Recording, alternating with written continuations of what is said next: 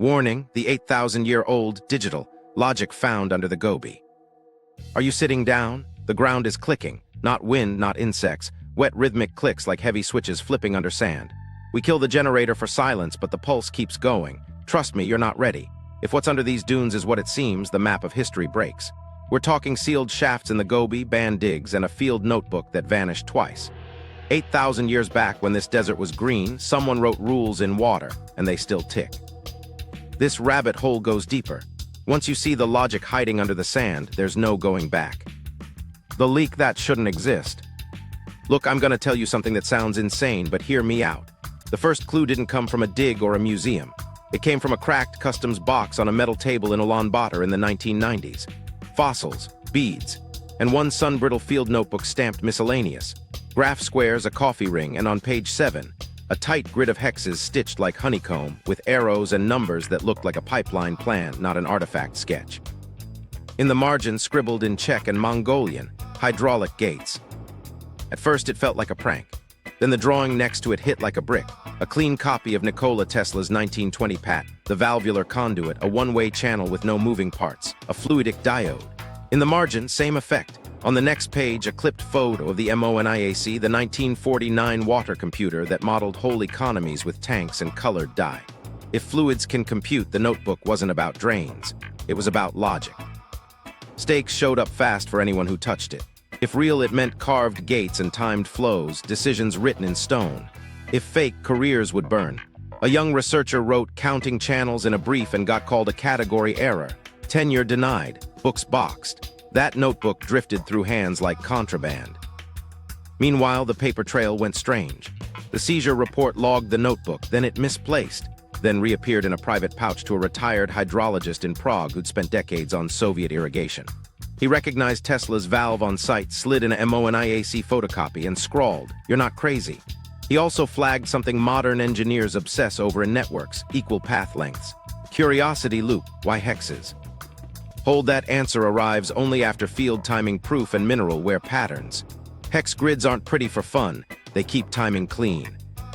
Across town, in a warm cafe with coats steaming by the radiator, 3 tables pushed together, the pages were taped flat.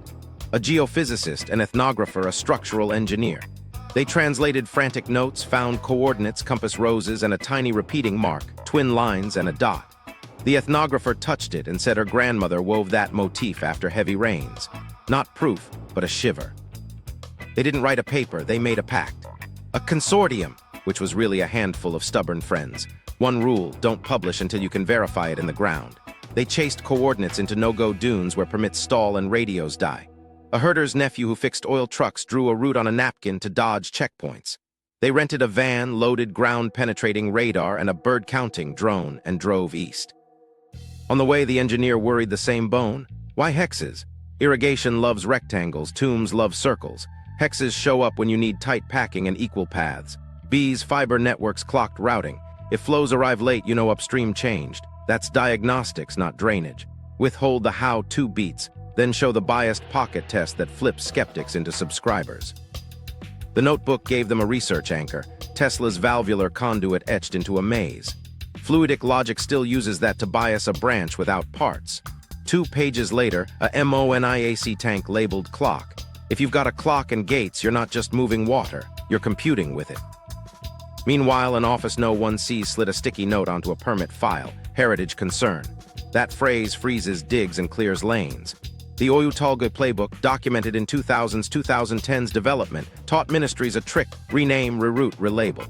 A digital buffer called Legacy Voids ringed places big projects didn't want eyes. The van's GPS pings brushed that ghost fence. The team had no idea. Stakes tightened. If they were right, they were walking toward a buried machine older than bronze. If wrong, they were trespassing for a fine and a dead drone. The van felt smaller with every dune. At a lunch stop, the engineer rolled a clay bead in his palm while the ethnographer showed how her aunt tied it to a reed so a bowl's weight flips a tipper. He smiled. Latch. Memory in mud.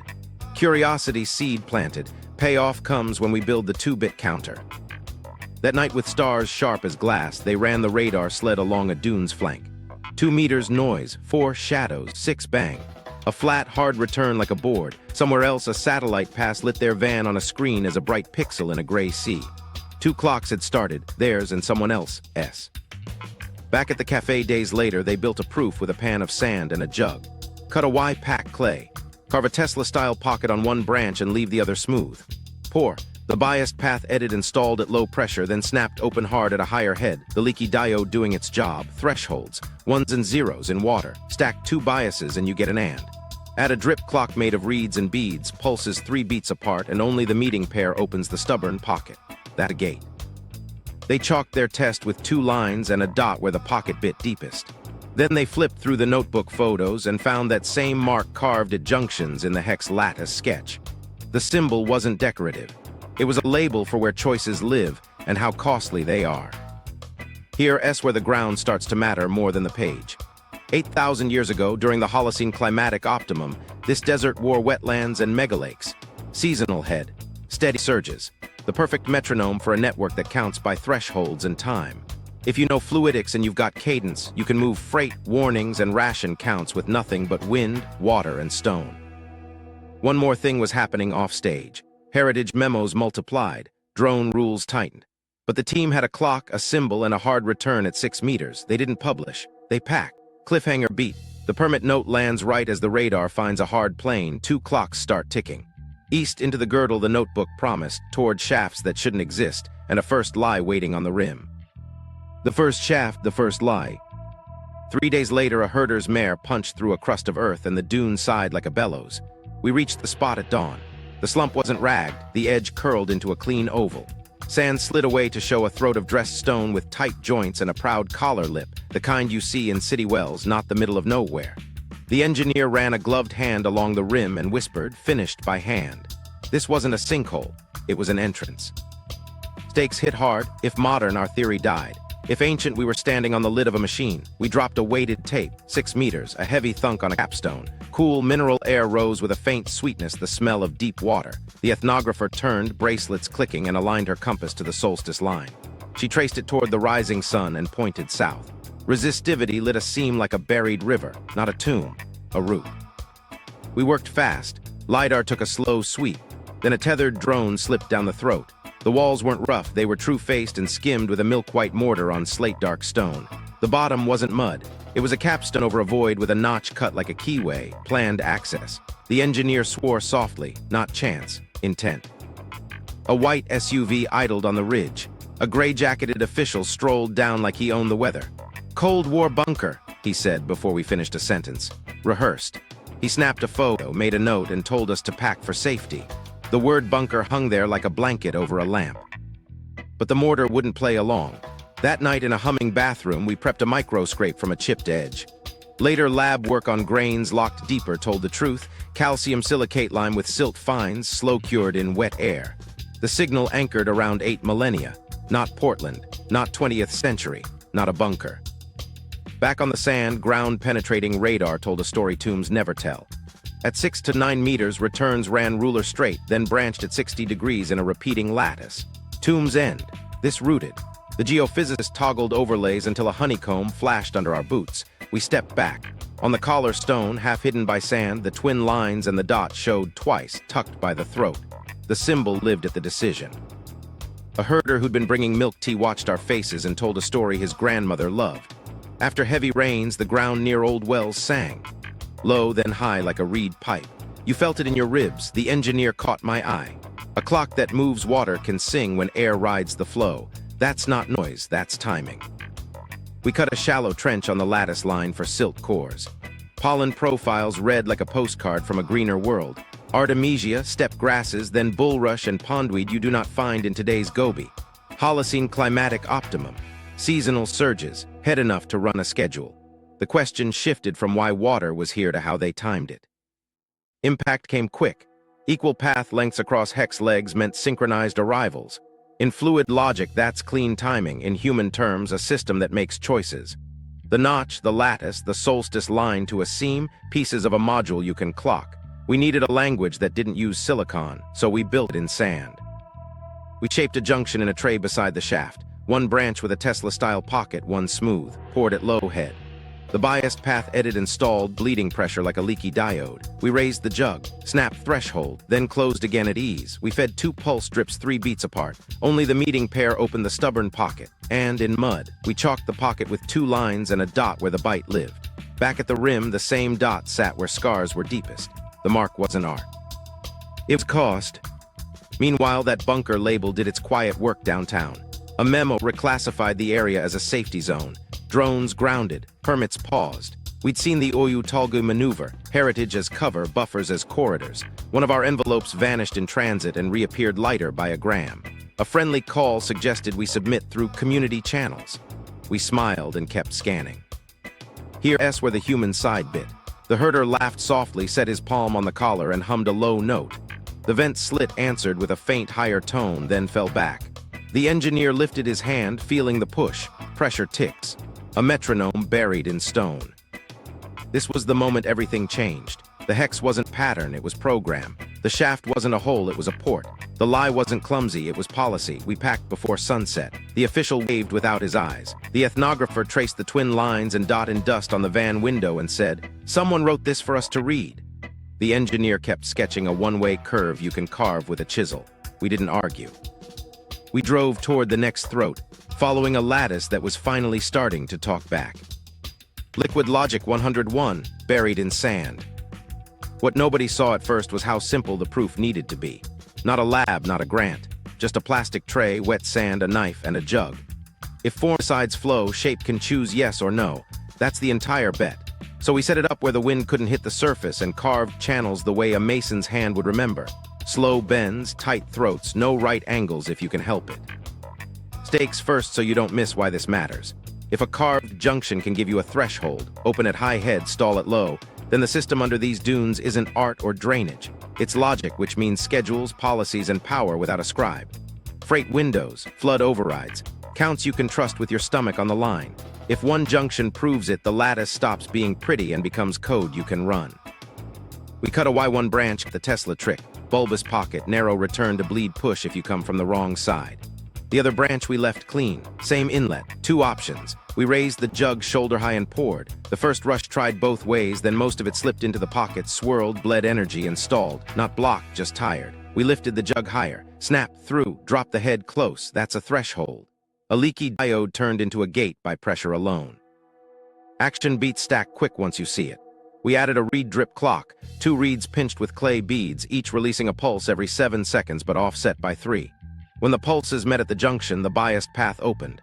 When they arrived alone, they died in the pocket. And with water. The engineer grinned like a kid who just found a hidden door and said 2 in series and you've got a clean latch. We tested that 2 by hanging a bark flap on a twig, so the first success tipped the next choice. Memory in mud. We wanted timing proof you could measure. So we used dye, red for freight, blue for warning, and ran a cadence off a little siphon oscillator like a pocket MONIAC clock. 10-second chops became steps the junction could hear. The biased path opened on the second high head, ignored the first, and then reset. We logged the arrivals against a scratch table, 4s and 8s like a child's counting song. The land was counting with us. Meanwhile, the twin lines and dots stopped being a rumor. We chalked our tray like a collar stone, 2 lines for walls, a dot where the pocket bit deepest. Then we checked the notebook photos again. The dots were always at the throats, but they weren't centered. They hugged the stubborn wall. Left dot, left branch needs a shove. Right dot, right branch, not art. A cost marker, a promise about effort. We scaled up 1 notch. 3 gates in line, left biased, right biased, clean merge, bottle clock thumping and even ticks. Red die goes first. Blue follows 3 beats later. If red lands inside a 2-beat window, the merge throws it left, miss the window, and it goes right. We raised the header by 2 fingers and watched the decision flip. No levers, no strings, just pressure and shape. Program by head. Here's where you anchor it so you don't feel like you're floating in a story. Nikola Tesla's 1920 patent built this bias into stone, valvular conduits that let flow pass one way clean and punish it the other way without a hinge to fail. The MONIAC in 1949 turned head into policy, tanks and orifices making taxes and spending feel like water. We weren't copying those machines. We were using the same physics. If carve enough pockets, thresholds happen. Stack thresholds, logic happens. Feed logic a beat, programs happen. Human beats give it teeth. The ethnographer pulled a clay bead with a notch, the ant's reed tipper, tied it to our bark leaf and set a tiny memory that flipped every second pulse. A steward doesn't need a chart when their fingers already know where the weight tips. We added a second leaf and made a 2-bit counter in sand. Every fourth pulse, the gutter burped blue. We wiped it clean, ran it again, and it burped on the same beat. Impact came in a rush. Equal path length legs on a hex aren't pretty, they fight skew. If every branch takes the same time, the windows line up over distance. That's how you send a warning that outruns a flood or hold freight on odd beats and release on even basin after basin without a single scribe or bell. The wind is your fast clock. The aquifer is your slow one. Together, they gate the day. We stress-tested the doubt. We plugged the reed notch with wax, no enable, then poured. The bias still existed, but the window vanished. Red smeared, blue lost priority, the lat forgot. Unplug the notch, tick returns. The same pocket that looked like ritual curve snapped back to instruction. The stone wanted to compute, it just needed breath. One more detail nobody expects until they hear it. Drive a chain of pockets with ragged gusts and the first gate stutters. 2 gates later, the pulses even out. The pockets shave peaks, fill troughs, and turn noise into ticks. Debouncing in rock lungs. That's how a singing ground becomes a metronome. So we packed the tray, rinsed the dye, and stared east. If a puddle can do this, a lattice can do it across miles. Gates are choices, notches are rules, dots are costs. Give it a beat and the desert speaks. And if the model holds, somewhere out there is a room where the whole sentence is carved end to end. We started walking. The girdle of wells, a network, not ruins. While we were drying the tray and packing the dye, the map on the laptop started whispering another story. Those wells we'd pinned weren't scattered, they curved into clean loops. Not random at all, rings repeating like beads on a string. We pushed the drone out at first light, flying goat height to stay boring, camera tight to ground. The sand broke in regular arcs, throat stone, then another, spacing so even the engineer started counting under his breath. Every 6th collar was larger, a checkpoint in stone. Look, I'm gonna tell you something that sounds insane, but the stakes jumped. A chain of wells could be storage. Loops with equal legs, that's timing. Equal path lengths give synchronized arrivals. When arrivals sync, you can schedule. And when you can schedule, you can program. The city idea shrank. We were staring at a fabric, routing, not ruins. Withhold the master clock 1 scene longer to spike watch time. We walked the arc with a tape until the sun cooked our necks, then cut across to the next loop. The underground hex we'd seen on radar surfaced here as a girdle skirting a shallow basin, miles long. At each throat, salt had grown into a delicate lace, the kind you only get when mineral-rich water jets, pauses, and dries, layer by layer. The engineer scraped a flake, flipped it, and showed ribbing on the underside, impact ridges, switch crusts. That wasn't a poetic name. It was where from repeated wet-dry at the same strike point. Human angle, right? A herder waved us to a low swale, then went quiet. We waited. A faint tone rose like blowing across a glass bottle, low, then a quick step higher, then back down, singing ground. He grinned. We felt it in our ribs. Vents tucked by throats held reed clusters, and the wind turned those slits into whistles. Not art, instrumentation, a metronome you can hear. Meanwhile, the drone's thermal feed showed lines colder than the sand thread between throats. Shallow subsurface flow still moving, even in the dry. We followed 3 loops that linked like chainmail and fed a trunk line angling toward an escarpment stitched with wind towers.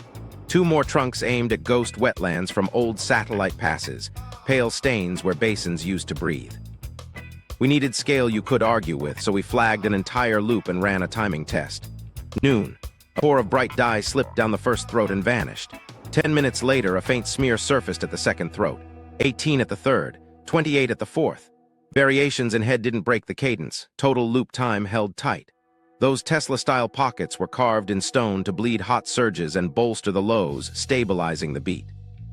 Stabilizers weren't theory. They were mineral scars and minutes on a watch. We modeled the loop like a pocket MONIAC chain. Vary the head with a greener sky, the Holocene Climatic Optimum, and the period locks. Our intervals matched paleohydrology estimates for wetter Gobi surges. The crust carried the rhythm like ticks on a drum. Impact landed on the map. The trunks didn't fade, they targeted basins, a salt pan locals avoid, a tamarisk-choked ravine, and a saddle crowned with wind towers. If gates are choices, clocks run them and the wind gives ticks while the aquifer sets the slow drum. We flagged a trunk at 50-pace marks and just listened. Hiss pause, not a stream, a packet cadence. We dropped a crumb of dye in the feeder and jogged the flags. Every third hiss carried color. Packets, not flow. Information writing pressure. What nobody knew back in that cafe was how neatly this matched engineering papers on equal path-length routing in honeycomb grids, modern design to kill clock skew. The desert had arrived there first, and in stone. Stakes got human again. Petroglyphs at 3 throats showed short tallies next to a cup and line. Rations, head counts, they lined up with trunk addresses like digital labels. Salt preserved flow direction 2 ridged where jets slammed a face.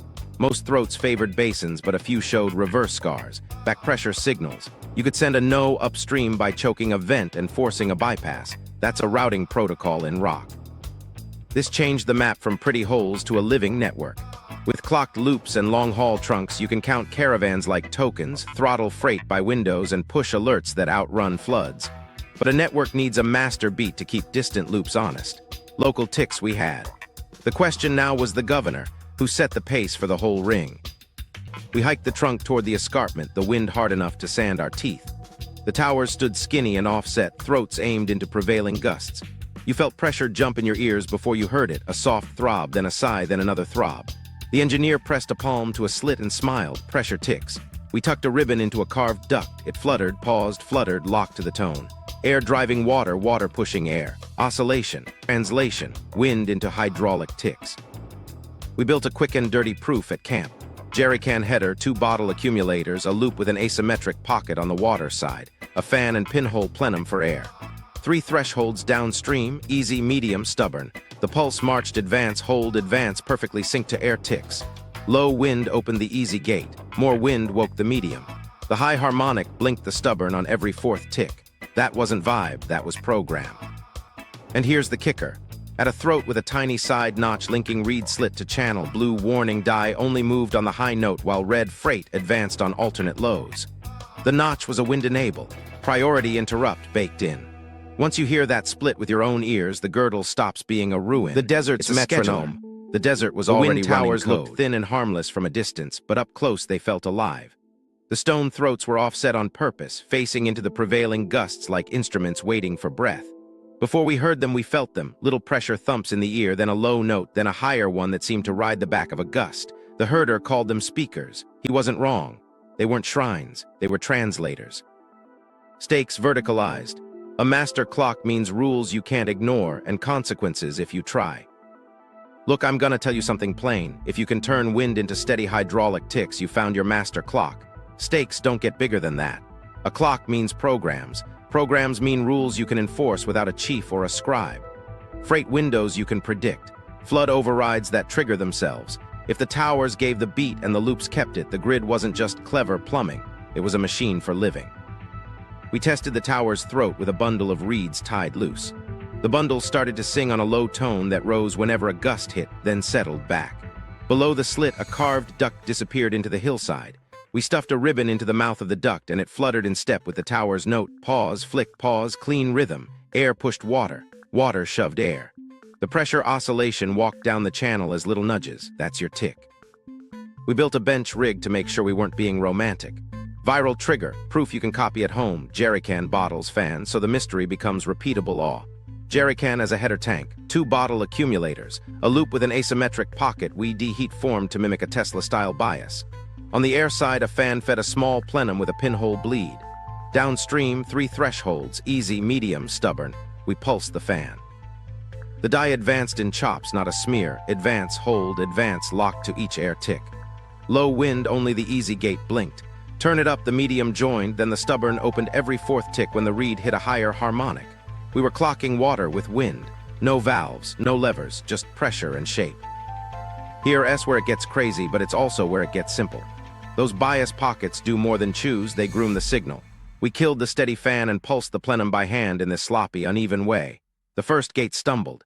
By the 3rd gate, the pulses were marching even. The pockets shaved the peaks and filled the troughs. Devonts in stone lungs. The towers didn't need perfect wind. The network fixed the noise on its own. We needed anchors, not just vibes, so we timed the reed harmonics against lip heights we'd measured at collars. Fact check anchor. 2nd harmonic approximately 2-finger enables. 3rd approximately 3-finger, matches field lips and lab plots. The 2nd harmonic lined up with enable notches cut 2 fingerwidths above lip. The stubborn 3rd showed up where the notch sat 3 fingerwidths high. Then we compared that to the MONIAC idea, accumulators smoothing head into cycles, and our rig's sawtooth traced the same steps we saw etched as grouped 4s and 8s on collar stones. Physics met chisel marks and shook hands. We ran field programs with dye to see if priorities were real or a story we liked too much. Red freight moved on alternate lows. Blue warning only rode the high ticks. At a throat with a tiny slit linking reed to channel, the blue burst punched a bypass we'd flagged but couldn't parse. Open on high, closed on low. Priority interrupt. The notch wasn't pretty, it was precise. The human piece snapped this into place. The herder's grandmother pulled a little bone whistle from her coat, a reed with 2 notches. She braced it across the vent and blew. When the note jumped, our stubborn gate in the rig blinked in sympathy. When it dropped, it went quiet. Her ear had known the threshold since she was a kid. You don't need numbers when your breath is the ruler. Meanwhile, back under the dunes, the geometry answered a nagging question. Why did the grid favor hex legs? Equal path lengths kill skew. If the master ticks leave the tower ragged, the chain of bias pockets cleans them. If the distance tries to smear the cadence, the honeycomb keeps all roads the same length. The clock doesn't just beat, it arrives together. We pushed the model 1 notch further with nested clocks. The wind is fast, the aquifer is slow. 2 accumulators fed our hub rig. On low wind and middling head, red walked every other tick, blue stayed home. Raise only the wind, blue primed flood paths but didn't steal the day. Raise only the head, red widened its windows. Raise both, the hub's cross mark diverted everything to safety. That wasn't faith. That was a state change you could feel in the hose. What nobody knew at the time was how forgiving this system really was. We choked the plenum, nicked the pocket, even shifted the notch height by half a thumb. The program bent, but it didn't break. Freight slowed. Warnings still punched through on highs. The metronome wasn't brittle, it was resilient. Impact in one line. The towers gave the beat, the pockets groomed it, the hex kept it honest, and the collars enforced the rules. The desert had a pulse, and the network turned it into policy. Standing there with the wind in our teeth, it hit me. We weren't listening to ruins sing. We were eavesdropping on an old machine that still remembered its song. Dating the code and meeting the gatekeepers. Are you sitting down? Because dates turn stories into fights. We had loops that ticked, gates that chose, and towers that kept time. Now we needed when. If the stone logic sat in the middle Holocene when the Gobi wore megalakes, the whole frame holds. If not, we'd been chasing poetry, so we went quiet and careful. Night runs, red light, no heroics. We cored where it mattered, deep inside channels, not surface dust. Grains buried when builders sealed lips. We double-labeled bags in 2 scripts and split them 3 ways. Optically stimulated luminescence, OSL, would read the last sunlight those grains saw. We disguised the shipments under dull project names and sent twins to 3 labs in 3 countries. No single point of failure, no neat target to squeeze. Stakes were sharp. If the signal said Bronze Age, this drops to interesting irrigation.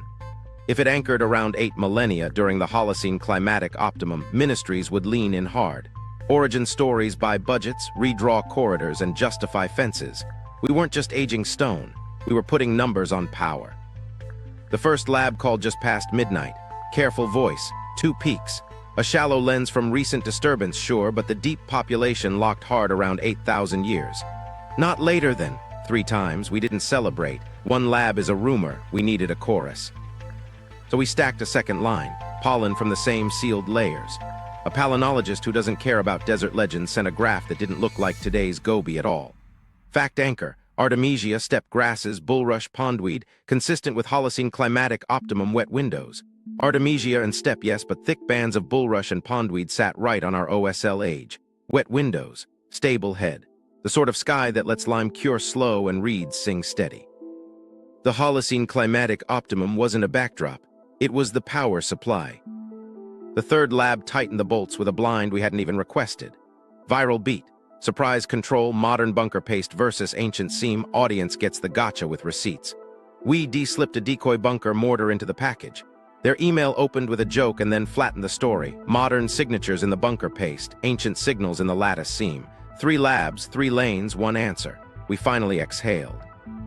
Meanwhile, the ground shifted under our boots. A letter with warm language announced heightened heritage sensitivity. Sounds protective, but it's a padlock in a silk glove. Our geophysicist got a summons to clarify survey intentions. 2 sample envelopes pulled a vanishing act in transit and reappeared with fresh staples and a diet. The Oyu-Tolgoi era 2000s-2010s taught whole ministries how to slow-walk eyes while fast-tracking steel. Rename, buffer, reroute. Human cost showed up fast. Our ethnographer's cousin called late, whispering about a list with our names tied to unauthorized hydrological prospecting. We weren't drilling anything. We were listening, didn't matter. The playbook blurs archaeology with resource scouting so it can swat both with one memo. Drones grounded for wildlife, corridors widened for conservation. The same map in two colors. We split the team. Half babysat samples like organs on ice. Half went paper chasing. In a university basement that smelled like glue and long winters, an archivist slid microfilm from the 1950s across a metal desk. Grainy frames blinked alive to reveal hex wells as neat as a game board. Spacing matched our loops. A collar flashed the twin lines and dot, crisp and unapologetic. A splice jumped. The corrected reel blurred a throat where a bypass cut lived. Fresh ink on old film.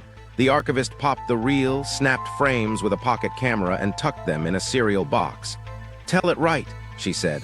Her mother's dig had been pulled in the 1970s for safety. We went dry and boring on purpose. A methods memo with coordinates, core depths, OSL settings, and error bars, no romance. We sent it to senior labs with no favors to return. One noted our head estimates were conservative for a greener Gobi. Another asked for our read seat measurements. Suddenly, the quiet skeptics started nodding. Age was no longer the argument. Function was. Pushback thickened. A gray jacket office flipped the label from bunker to cultural site. It sounds like a win. It is. Cultural sites grow fences and cameras. Visiting hours stay pending. Drone bans bloom for aviation safety. Then a tender for heritage conservation appears with a footprint that hugs our loops like a shadow. If you think that's about protection, you haven't read enough budgets. We weren't naive. We mirrored everything. Drives with dead man switches. If someone missed a check-in, the datasets would scatter to inboxes we'd already primed. Not a threat, insurance. Truth deserves a second life. Impact landed in the only place that matters, the frame of the story. The wetter Gobi anchored the power. The mortar chemistry matched a slow, wet cure. The sealed silt agreed on 8,000 years. The film reels showed the same hex, then showed the hand that tried to erase it. Age locked, so we could stop asking, is it real? And start proving what it did. Freight, warnings, counts, schedules you can run with a whistle. Permits yo-yoed, closed zones bloomed. We moved into archives and workshops. If the ground was going dark, the paper still breathed and the physics didn't care about fences. The gatekeepers had stepped into the light, which meant we finally knew the game. Date it, prove it, publish the logic, not the coordinates, and keep the beat alive long enough for the next steward to hear it. The Erasure Playbook. Brace yourself, because once you see this pattern, you'll start spotting it everywhere. Suppression doesn't kick the door in. It smiles, changes a label, and moves a line on a map. Then it makes the film go missing. That's the whole script. It's been running since the 1950s, updated every decade with nicer fonts and greener logos. Stakes first so it lands. If the record dies, the system dies twice, once in the sand and once in our memory. The second death is the one that sticks. Careers bend around that silence. Communities lose claims, and once the past is uncertain, the ground is free to carry a pipe. He started with a box that smelled like old glue. The archivist slid it across a metal desk with both palms like it might bolt. Microfilm canisters, ministry crests, 1957.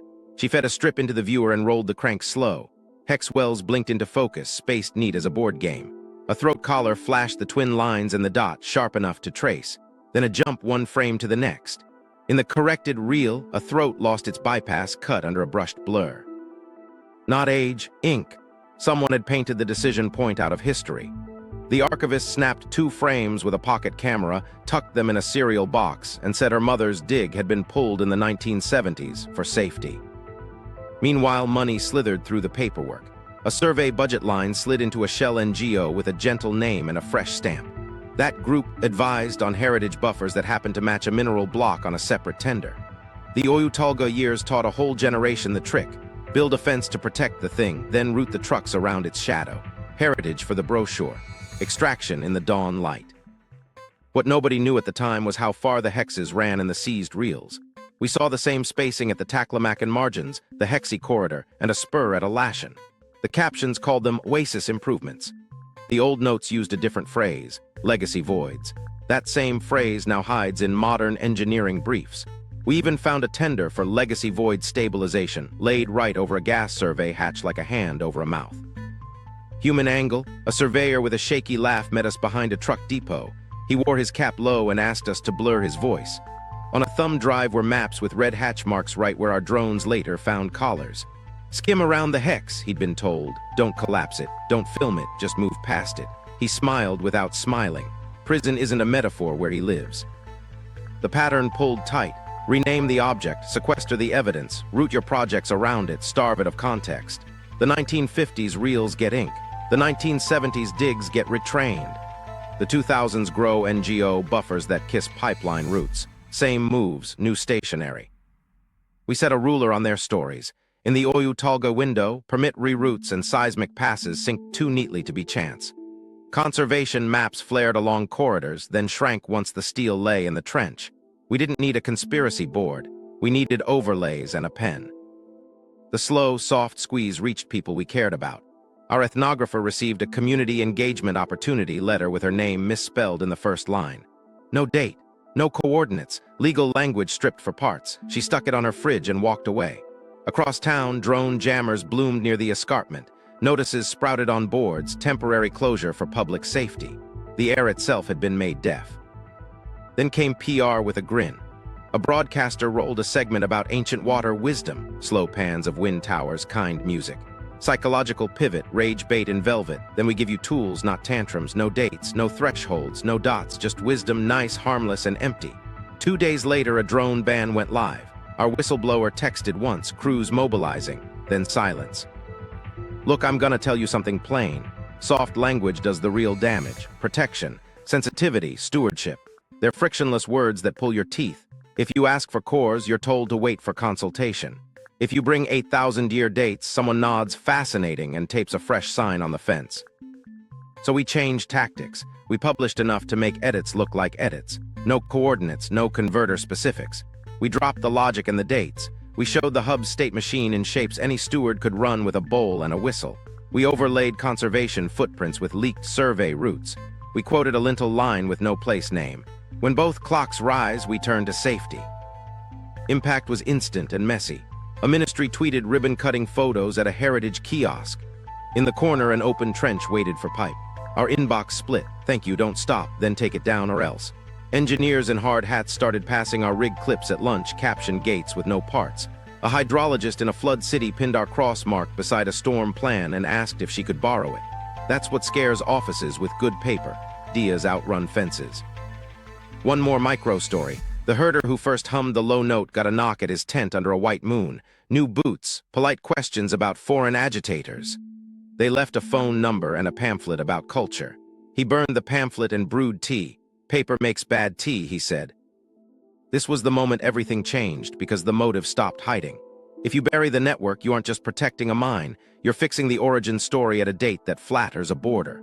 You're laundering ancient standards into modern corridors and cashing the check. We mirrored the archives, tightened our dead man switches, and kept the focus on choices, not myths. The playbook was open on the table now. So we turned the page to what the machine actually ran every single day. Freight warnings, counts, and how the code made people's lives move, whether anyone wanted it remembered or not. Programs in stone, what it actually did. So what did this thing do when nobody was praying and everyone just needed water, bread, and safe roads? We stopped guessing and started running their code the way a steward would. Stone marks as opcodes, wind for the clock, head for power, and die as tokens you can see with your eyes. Freight warnings, counts. No mystic fog, just rules that move lives. Stakes first so it sticks. If the lattice only looks clever, it's trivia. If it moves rations, clears floodways, and tallies caravans, it's government. Real authority written in thresholds and time. Break the schedule and people go thirsty. Miss a warning and somebody drowns. Get the count wrong and you starve a camp by mistake. This isn't art, it's accountability. We chose a 3-hop segment on the girdle where a trunk kisses 2 loops. Each throat carried the twin lines and dot, but these collars wore extra notches, tiny side scrapes linking reed vents to channels. We read them like flags, 1 low notch, freight advances on alternate ticks, 2 high notches, priority bypass on the high note only.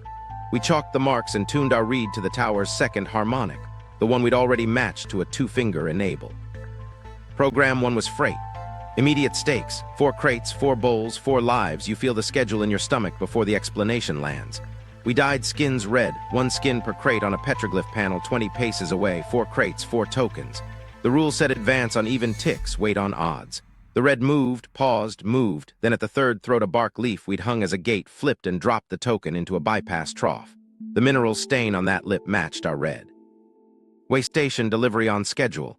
No overseer, no bell, just the beat. While red was stepping, we tested blue as a warning.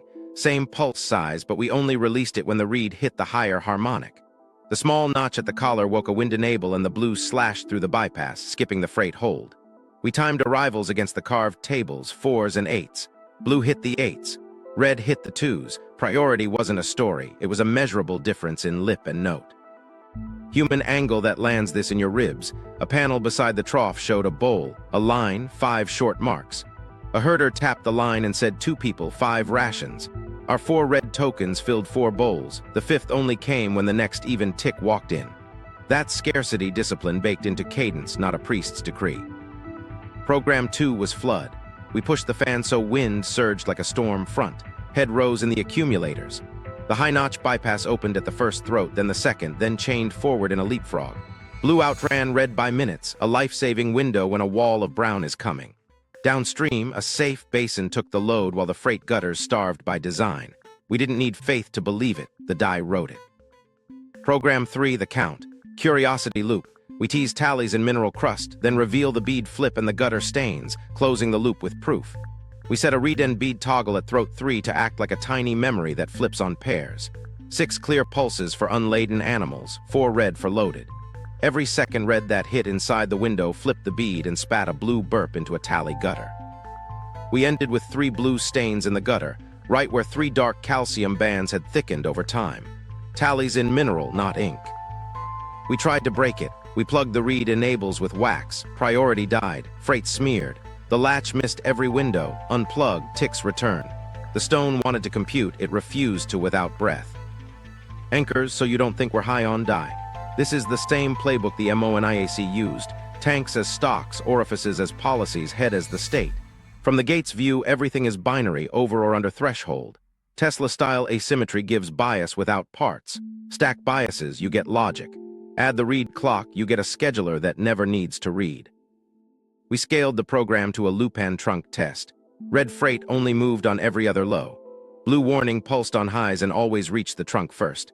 At a collar with a tiny bleed cut, half a thumb, we saw mercy. Under overload, a faint ration slipped every 8th tick to a way station. It wouldn't fill bowls, it would keep goats alive. The dot beside it was cut deep. Costly, chosen, ethical. A micro story sealed it. The herder's grandmother set her hand on a collar and hummed the low note. The reed tickled, our bark leaf winked, and a trickle moved. She patted the stone and said a word that means hungry and ready. That word fit the program better than anything we'd brought from a lab. Impact in 3 beats. Logistics worked. Tokens, way stations, timing tables. Safety worked. Warnings rode highs. Flood paths stole the field on cue. Administration worked. Stewards enforced rules with whistles and bowls, no script required. When we plugged the breath, it all collapsed to plumbing again. Unplugged, the code snapped back and walked like a metronome.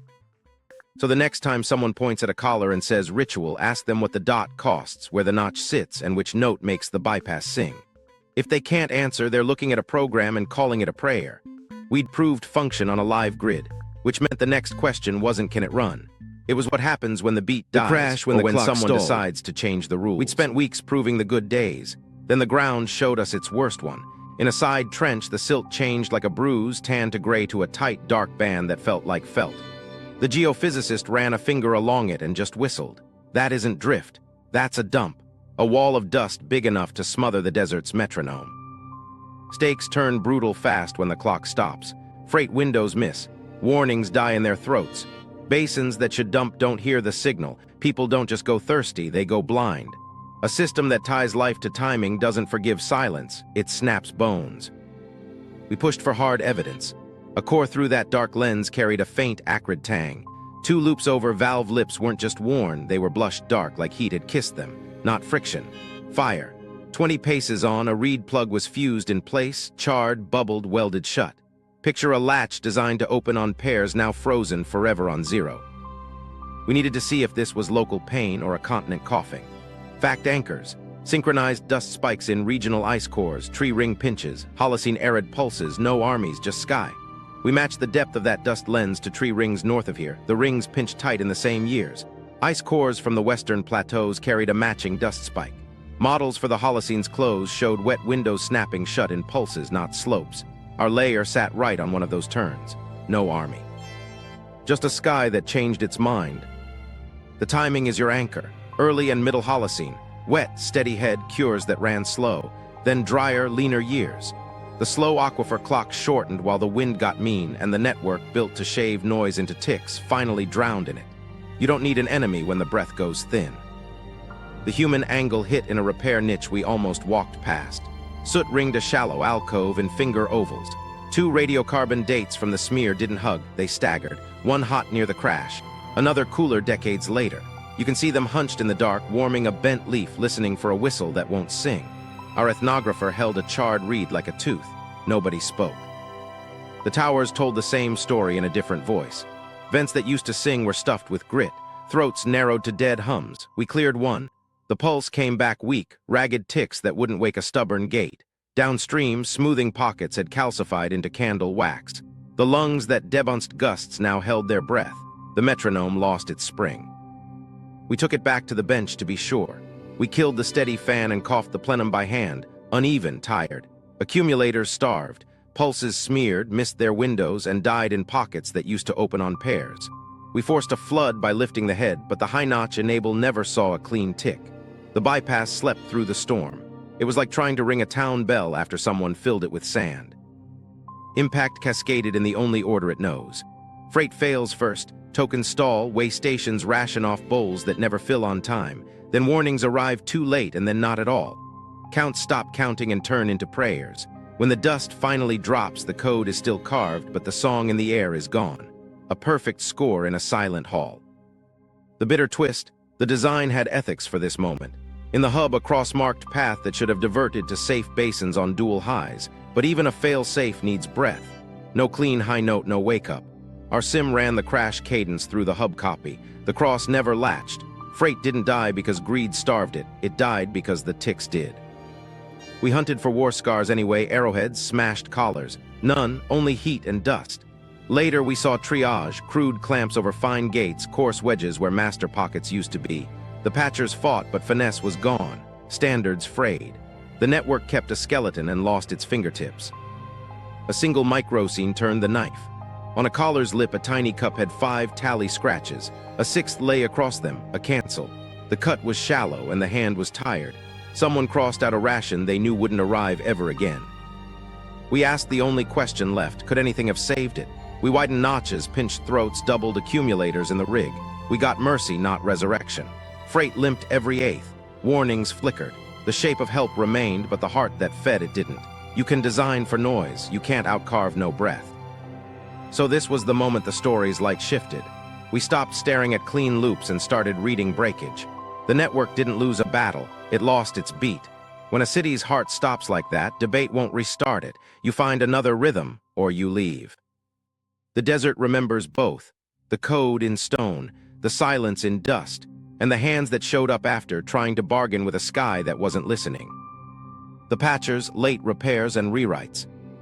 Look, I'm gonna tell you something that sounds tragic, but it's the key. After the clock stalled, new hands showed up. Different cuts, different courage. You'd see bright metal where clean stone used to sing, bronze straps hugging cracked collars, coarse wedges jammed into throats like stitches on a violin carved with a hammer. The engineer tapped one and flinched. Not contempt, grief. Someone was trying to keep a city breathing with whatever they had left. Stakes here are brutal and simple. If repairs happened, memory didn't snap in a night. It stretched for generations. That means standards and rules didn't just vanish. They limped forward, rewritten by people who chose service over purity. Read the fixes right, and you can hear a culture arguing with time. We mapped a full run of late-stage work. Hook withheld. Show bronze straps first, save the softened, and write arrow or confession for the mid-paragraph reveal to keep viewers leaning in. At one slim throat where a fine pocket once carved pressure like a scalpel, a softer rock wedge sat in its place, single bulb, single bend. A Tesla echo simplified under duress. At another, 2 bronze straps pinned a warped stone leaf that had blushed from heat during the crash years. The rivets weren't pretty. They didn't need to be, they held. We hunted for a clock on the repairs and found it in soot. Little work alcoves cut waist-high, black crescents like thumbprints. Radiocarbon gave us staggered dates, one burned near the dust lens, then another a lifetime later, then another still. Not one salvage run, but waves. A grandparent lights the first fire. A grandchild lights the fourth. The ethnographer traced the span and whispered they didn't quit. Human marks told you who carried the burden. On a collar, a clan sign repeated, 3 short notches crossed by 1 long one. We found it 5 times on a trunk, then again across the basin. Keepers of the keys, maybe. Their mark sat beside twin lines and a dot like a countersign on code. Not authors, stewards. Geometry confessed the compromises. An AND gate, once so fussy it only opened when pulses met, had been gouged fat until it behaved like an OR with a bias. Less selective, more forgiving, sloppier signal, but a living path. We cast both versions in clay for the bench. The old shape demanded a clean pair on the right note. The late one leaked pairs through, imprecise but functional. We didn't cheer. We nodded. Service over elegance. Some fixes were genius in plain clothes. One throat carried a bronze sleeve that narrowed the opening by a thumb's width. Crude, until you felt what it did. Restored a tiny delay downstream so a late whistle could still hit a bypass notch on time. We pinched a tube in our rig by that same thumb and watched a dead branch wake. A kludge that saved a village. We pulled mortar from a repair seam and set it against the old cure. Dry era paste with coarse sand and too much clay set fast and weak. The patchers didn't have Holocene air. We doped a test batch with plant ash to tease reactive silica and got back some bite even in thin wind. They must have tried tricks like that. Wider notches in lean years. Tighter bands in fat ones. Standards that knew how to bend. Training never died either. Tucked behind an outcrop, a practice wall held 8 carved pockets. The first 6 were lumpy, chattery things. The last 2 were crisp enough to sing. Little crosses sat beneath the good ones, likely a teacher's mark. 2 reed seats were cut too wide and wedged with pebbles. You could hear the curse when the reed chattered, then the quiet when it finally held pitch. Symbols evolved to keep the next steward honest. Overlays appeared, a circle with slash writing beside the twin lines and dot where an and had been softened. Not vandalism, versioning. This gate used to wait for 2, now it opens on 1 if the wind agrees. We masked 3 such dots with clay and ran our program blind. We misrouted freight into warning paths twice. Unmask and the flow snapped back on script. The alphabet hadn't changed. The dictionary had. A micro cache made it human. In a soot niche. A scorched reed, a clay bead freshly notched. A thin bronze scrap stamped with that clan sign. You could see the keeper setting a new threshold by ear, teaching a reed a different song because the old sky was gone. We asked the repairs to choose. In the bench grid, we ran both ethics through the scars, late ORs in place of ANDs, sleeves where lips had shifted, widened notches standing in for tired lungs. On storm cadence, warnings still punched high through the mess. Freight staggered, but it moved in mercy rations every 8th. The program had lost resolution, not its spine. Impact plane, these weren't vandals, they were stewards in lean years rewriting code to keep the lights on. Bronze straps bought time. Coarse pockets leaked truth but kept the path alive. The clan marks read like signatures on hard calls. They prioritized flood over freight, basins over way stations, ethics over pride, and left the legend updated for whoever came next. What nobody tells you is how long that line can run. Soot says centuries. Training walls say apprentices became teachers. The same 3-notch sizes, thumb, 2 thumbs, palm, and a half, echo through late work like old meter still ticking under a broken drum. A city kept faith with thresholds long after its metronome went thin. So when someone shrugs and calls this dead tech, remember whose hands kept the breath moving. The patchers argued with stone, bargained with wind, and refused to quit. They're the reason any of this still speaks, and the reason we can still read the code out loud today. Modern stakes, pipelines, borders, and power. While the patchers were shaving lips and pinning warped leaves, modern hands were tracing neat lines over the same bones. Viral trigger. Then and now overlay, audiences share what aligns too neatly. Look, I'm gonna tell you something plain. The old trunks rhyme with today's water, fiber, and gas corridors. Basins haven't moved. Slopes haven't changed. If you plan a pipeline now, you'll chase the same gentle saddles those hex legs used, and that's where it gets dangerous. The story of the land writes the route. If a loop becomes a heritage buffer, you can widen a construction corridor without saying pipeline. If a throat becomes a legacy void, you can draw an exclusion zone that nudges surveys where you wanted them anyway. The ground is steady. The labels move. Those labels decide who draws borders and who takes custody of what sits under the sand. We watched this play out on paper you could smell the printer heat on. One tender pitched a heritage conservation envelope along a salt pan our trunk targeted directly. Strip the clip art and lay it over a leaked gas survey, the footprints kiss edge to edge. Another glossy brief promised community engagement for sensitive landscapes, which is code for drone bands and dawn seismic passes. Same map, new colors. There's a tea-table story that shows the trick in one gesture. A contractor slid an envelope across a chipped saucer. On top, Phase II Heritage Works. Under the fold, a faint red dash tagged transmission spur riding the buffer's edge. He tapped the dash with a bitten nail and said, "Same meeting, different slides," then left us the bill. Engineers get their own script. We met T, a crew lead briefed on legacy voids before a boring run. He didn't care about origin myths. He feared losing $1 million bit to a stone throat. Orders were simple, skim around the hex, it's cultural. Then the bosses asked for every GPR line anyway. T shrugged. I build what the paper says, they write the paper. That's the pipeline in one line. Here's the part that should make you angry. Ancient origin stories are getting laundered into modern projects. If a ministry claims 8,000 years of oasis management, it can sell a cross-border water grid as restoration. If a museum gifts you twin lines and a dot on a tote bag, it can fence research while a right-of-way sneaks behind the gift shop. Borders are narratives long before they grow fences, and narratives are power. Anchor it. During the Oyu-Tolga years, archaeology windows yanked open and shut in lockstep with extraction. Buffers blossomed along exactly the corridors the drills wanted, then shrank once the steel slept underground. We overlaid conservation maps with resource leases. The alignments weren't accidents. They were policy with better lighting.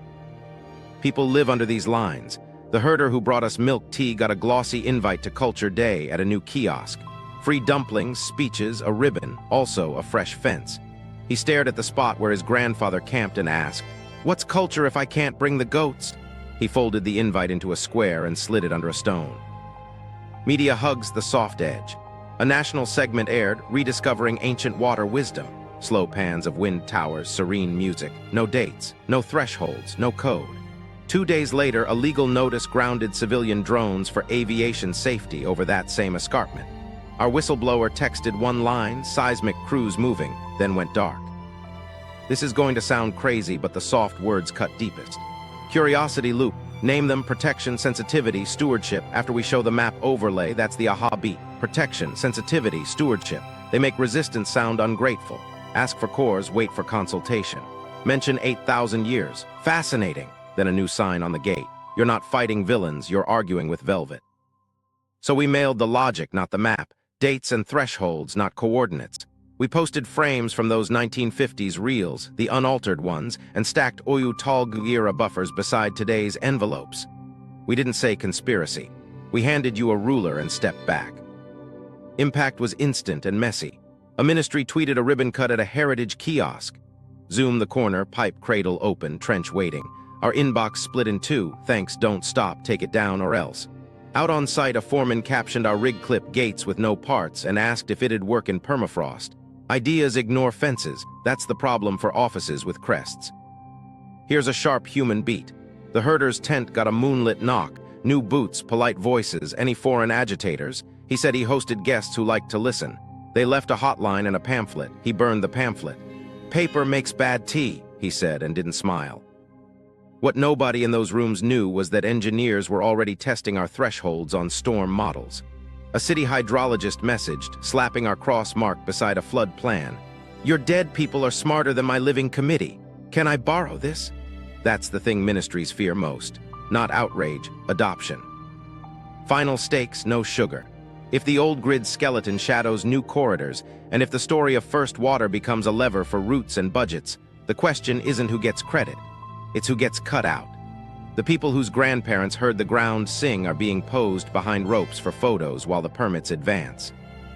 So we stay on the decision points. Dots are costs. Notches are rules. Wind is the clock. If you see those on a map stamped sensitive, ask which slide you're not being shown.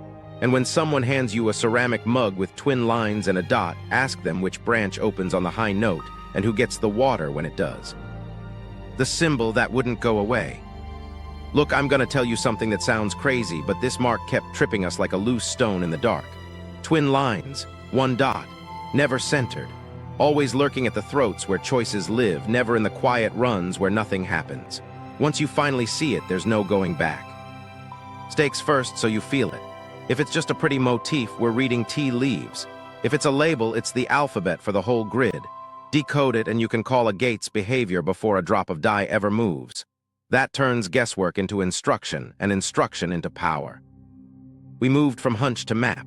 We logged every instance across the girdle, the trunks, and the off-map reels the archivist risked her job to save. Coordinates, photos, wear traces, boring work that makes stories hold.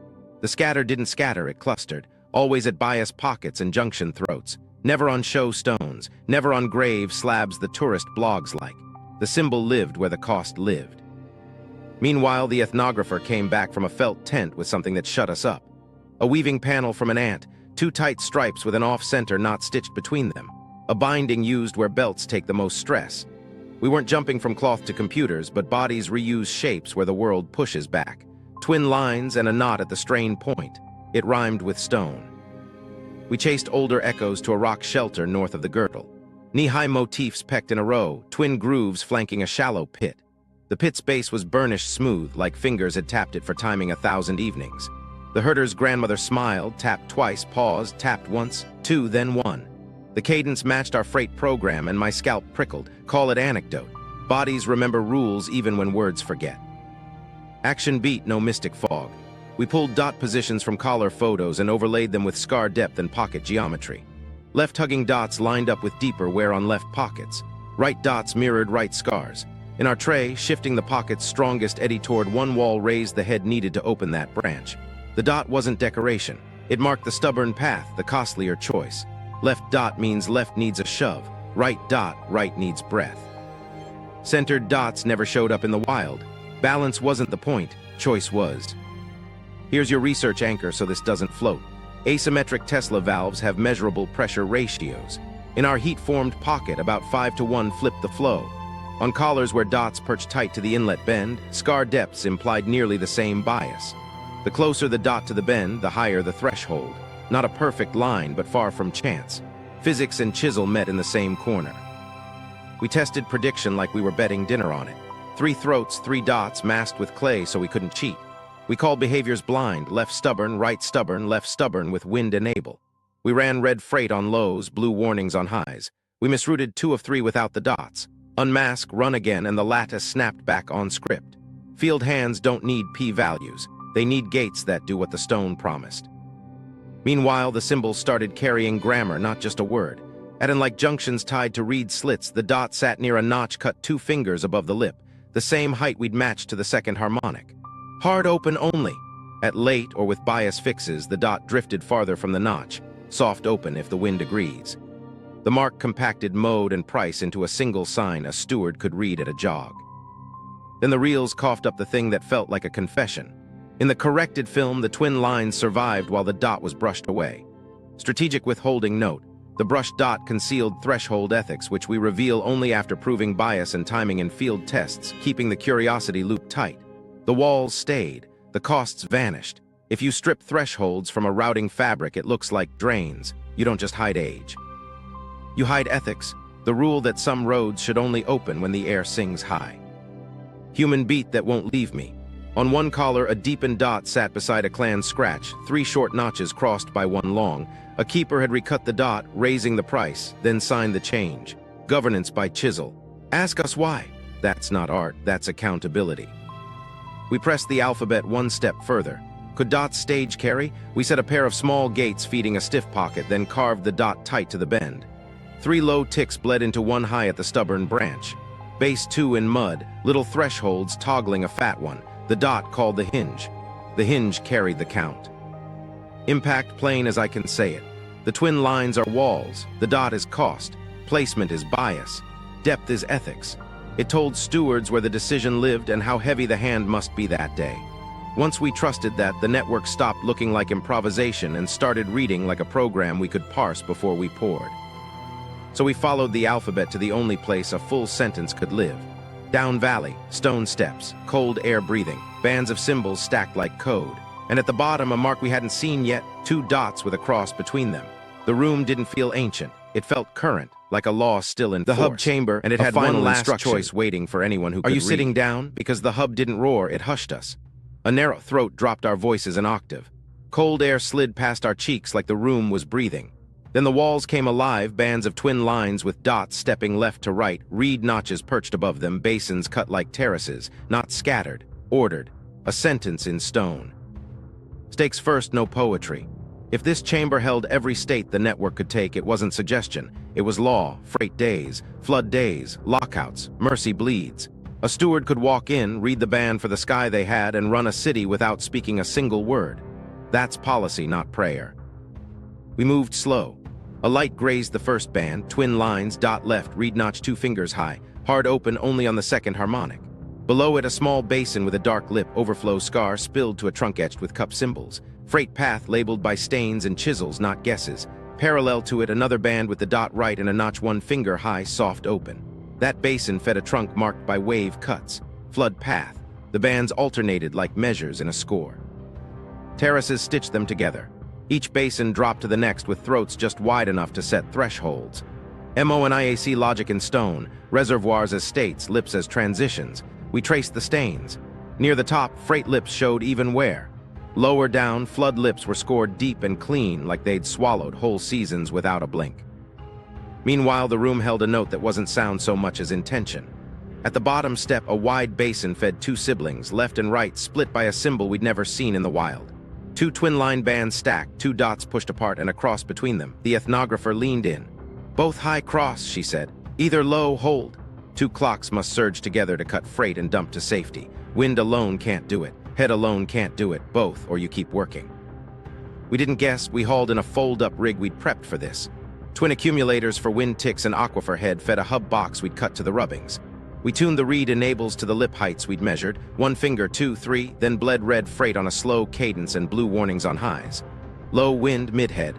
Red walked alternate ticks, blue flashed on the second harmonic. Wind high alone, the flood path primed, then rested. Head high alone, freight windows widened. Raise both, the cross fired. Freight starved, blue on the field, our timer clicked and the basins spilled in the same order as the wall.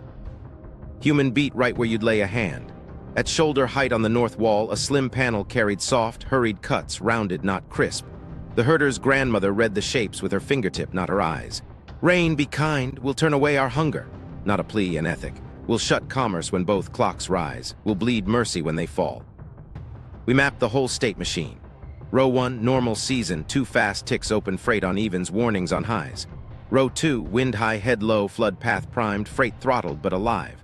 Row 3, head high, wind low, freight widens, warnings rare. Row 4, both high, cross engaged, everything pours to safe basins. Between rows, tiny bleeds link trunks, narrow cuts, half a thumb, dots carved deep. Under overload, a ration every 8th tick trickled to freight bowls. Not enough to trade. Enough to keep animals alive. Mercy isn't free, the dot said. It's costly by design. Anchors so you don't drift. We graphed lip heights against our rig's head and got clean steps. The second harmonic matched 2-finger enables. The stubborn third matched 3. Our sawtooth head lined up with the grouped 4s and 8s etched on the bands. Tesla-style biases in the junctions gave the gates their lean. MONIAC-style accumulators set the rhythm. Physics carried the chisels, meaning without us talking it into place. Then a whisper of asymmetry nagged me, a thin bleed between flood and freight near the cross. Hidden low, not proud. We chased it in the rig. Under dual highs, the cross stole the field. But every 8th high, a faint pulse slipped to freight. At lean wind, nothing. At roaring wind with lazy head, nothing. Only when both sang too loud to stand. That line wasn't charity. It was a circuit around human panic. Design assumed we'd fail and carved a path anyway. On the lintel, a legend sealed it. Dots and notches in sequences, no numbers, just order. Teach it to a child and they could run a loop. At the base, 3 small cups sat in a trilobe thumb stone wherein all 3. The ethnographer whispered, "Choose with witnesses." Governance in a dark room, 3 stones, 3 breaths, 1 reed. We tested the last question you're already thinking. Could someone flip the ethic?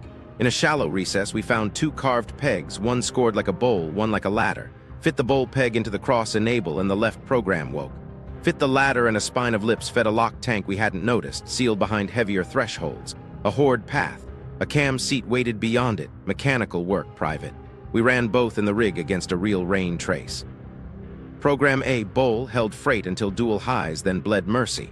Program B, ladder, started filling the lock whenever wind ran lively, starving downstream bowls before the head even arrived. Same physics, different ethics, one peg. We didn't touch the stone pegs. The herder's kid watched our hands like they were lit fuses. The grandmother spread her palms on the wall, feeling for a heartbeat. We ran both programs, logged the deliveries, and sent the plots to a city hydrologist who'd asked to borrow our cross.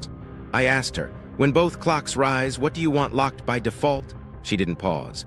"Bowls with a bleed." We sealed the throat behind us with a marked slab, twin lines, both dots high crossed between. Not our law, theirs. A setting for the next steward who can read. And as we climbed into the wind, the room's sentence followed us out. Gates are choices, dots are costs, and when the air sings high, you turn to safety. False ending, we solved it, or did we? Look, I'm gonna tell you something and you're gonna think we're done. Logic proven, clock mapped, ethics carved, we even cut a teaser, bowls first with a bleed. Roll credits right. Then the map twitched. One trunk line slid under a sealed ridge we'd stamped later. We almost honored it, almost. Strategic hold, we killed lights, dropped a pinhole, cut to black. Are you sitting down? The borehole feed settled on stone that shouldn't exist. Not pairs, not fours. Carved numerals stepping 5, 8, 13 up a ladder like a countdown run backwards. Pressure didn't tick. It climbed in tiers, held, climbed again. The engineer didn't breathe. "Those aren't thresholds," he said. "They're stages." Amplifiers, fluidic boosters like jet controls in rock. If base 2 ran the grid, something under that ridge was turning pulses into torque. We de-framed an ending and walked past the engine room. Trust me, you're not ready. The mystery didn't close, it stood up. Off-map, the converter tunnel. We widened the hole and slid into a low artery. Channels fed stone pistons in oiled sleeves. Are you sitting down? We thought the story ended with rules. It didn't. It had moving parts. We held the name back 2 beats while our ears caught the rhythm, click, hold, click. Then the cam escapement showed its teeth, snapping on every 1/8 high. Cam followers kissed a scarred shaft. Grooves told spin. Work lived here. Topside, we built the proof we could risk. Stacked Tesla bias arrays into a cam box. Die ticks marched. The cam clicked. A wooden flag snapped on the 1/8 like a metronome with a job. Fluidic to mechanical, proven in daylight. Side galleries carried rope burns and collar scars, lifts, bellows, maybe hilltop semaphores. The border wasn't an edge, it was an interface. The network didn't end at bowls, it drove machines, and whatever those machines did, somebody wanted it hidden under heritage. Echoes across Asia. While that converter tunnel was still ringing in our ears, the map started humming in a new key. Unknown to us, the hex logic we traced under the Gobi had cousins, out on the lip of the Taklamakan, along the shoulders of the Hexi corridor, and across a hard spur near Elashen. Wait until you see how the standards rhyme. Same throat sizes, same reed heights, same off-center dot, pulling you deeper before we name what it implies, not copies. Kin, same throat spacing, same collar logic. Same twin lines with an off-center dot, staring back like family. Look, I'm gonna tell you something that sounds insane, but the stakes just jumped basins. If those echoes sync, we're not talking about a local trick. We're staring at a governance web stitched by head pressure and patience, shared clocks, shared rules, stewards talking to stewards without a single written word. Borders didn't invent these corridors. They inherited the skeleton. So we went quiet and small. Goat height drone, low-power GPR, thermal that loves cold seams. We scraped our candidate list from confiscated reels and dusty footnotes that hid behind phrases like Oasis improvements and legacy voids. At the Taklamakan shoulder, a storm bit a dune clean and left a ring of throats blinking in the sun. We didn't cheer. We measured. Throat-to-throat spacing hit our Gobi number within 2 palms. Vent mouths leaned into the same prevailing wind. On a collar, the twin lines and a right-hugging dot sat sharp and unapologetic. Bias geometry matched. Reed slit still present. The alphabet held. Meanwhile, Hexi gave us a sump with grit, a wink of mineral crust, and a small bell sunk in a kiss of salt. It was dinged bronze with plain knotwork, no museum glamour. In the lab, the chemist ran a quick spectrum and smiled sideways. Tin and trace arsenic didn't match local ore. The fingerprint lined up with a belt we just logged from bead stubs inside the Gobi hub. Bells don't walk. Someone carried it. Trade lived on this grid. We sent way station beads, no bigger than fingernails, to an isotope lab. Soda-lime profiles came back boring in the best way, stable strontium that tracked a single melt tradition rather than local sand. Those curves kissed the Gobi bead stubs like cousins reunited. Chemistry doesn't care about myths. The hubs swapped goods. The data said so. Clocks had to match if code traveled. We stuck contact mics on wind tower ruins along the Hexy rim and waited out a dry spell that whispered nothing. After rain, the harmonic stepped, ratio matched to Gobi within error, fact anchor to close the loop. After a rain, a steady harmonic climbed, then stepped. The interval jump mirrored the Gobi's low-to-high reed split within a hair. We dropped that against Holocene surge models that tied mountain-fed basins in a green window. Not perfect, but close enough to pucker your scalp. Towers singing to each other across days, not miles. Programs syncing with ratio, not rope. Human angle so this doesn't float away. Out by Alashan, a caravan track kissed a sump. In the mud, a bell's faint memory pressed the shape without the metal. Beside it, a petroglyph so plain it would never make a brochure. A bowl, 2 short lines, a later cross nicked in. We asked a herder where the tracks went when the tower sang high. He drew a fork with his boot. "This way, not that way," he said like he was reciting the week's market note. "If it's flood day, you wait. That's not legend. That's schedule." The symbols kept acting like a shared alphabet. The twin lines and dots showed up exactly where choices live, at bias pockets, at throats, not on show stones, not on graves. Left-hugging dots in the Gobi lined up with left-huggers at the Taklamakan and Find, and the Hexy spur when the gate geometry matched. On a late repair near Alashan, we caught the circle with slash writing over a softened pocket, the same version Mark our patchers used. You could stand in 3 basins and read the same rule with your fingertip. That's standard, not style. We knew pretty could fool us, so we ran a null. A hex that blogs love, clean edges, drone candy. Throats were too deep. Vents yawed wrong, no twin lines and dot at the strain points. We poured dye, it smeared through like a tourist trail. No bias, no latch, pretty as cheap. Programs look worked, scarred, used. We harvested mineral crusts from tally gutters at stations in each basin. Calcium was the bedrock, sure, but the trace magnesium and strontium tasted like the local water. The lab's plot drew 3 curves thickening on the same seasonal windows. That means departures were timed for arrivals the way a steward would. No luck, just cadence. Synchrony on purpose, written in scale. I'll anchor it so no one thinks we dreamed this up. Paleohydrology papers map Holocene wet belts that stitched these deserts when the sky was generous. Our grids sit at choke points where basins bleed into each other, exactly where logic matters. Add the tower harmonics we recorded and the timing we modeled, and you get a picture that doesn't need a crown. It needs clerks with whistles and the right notch depth on a collar. A scholar with a nose for dust sent a late chronicle line, centuries too young for our code, medieval period, but humming with the shape of it.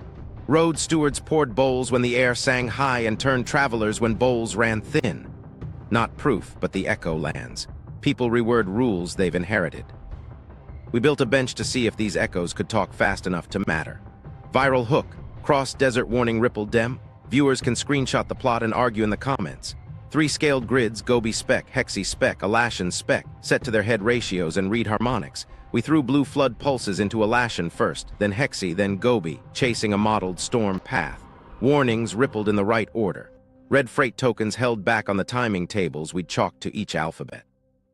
The shape of restraint matched distance and head. That's policy enforced by water.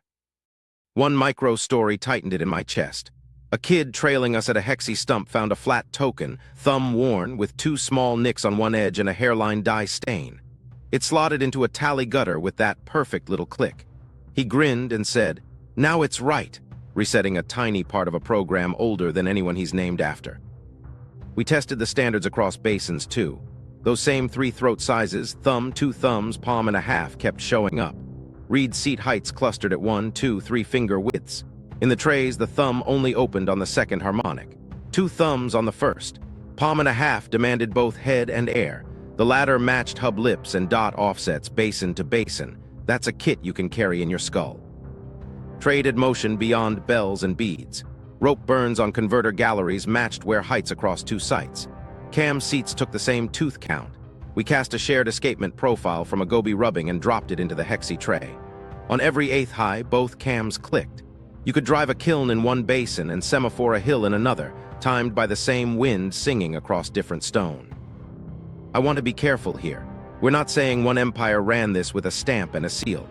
We're saying standards traveled, valve sizes, notch heights, token edges, clock ratios, and that's enough to coordinate strangers who agree on rules. Governance without a crown, enforced by thresholds you can hear. What nobody in the ministries knew, busy redrawing heritage envelopes, was that the echo wasn't a rumor anymore. Isotopes, harmonics, collar symbols, Tesla-style scars, they layered into one story across deserts that textbooks split. People sent freight and warnings inside a living code. The beat stretched, then broke.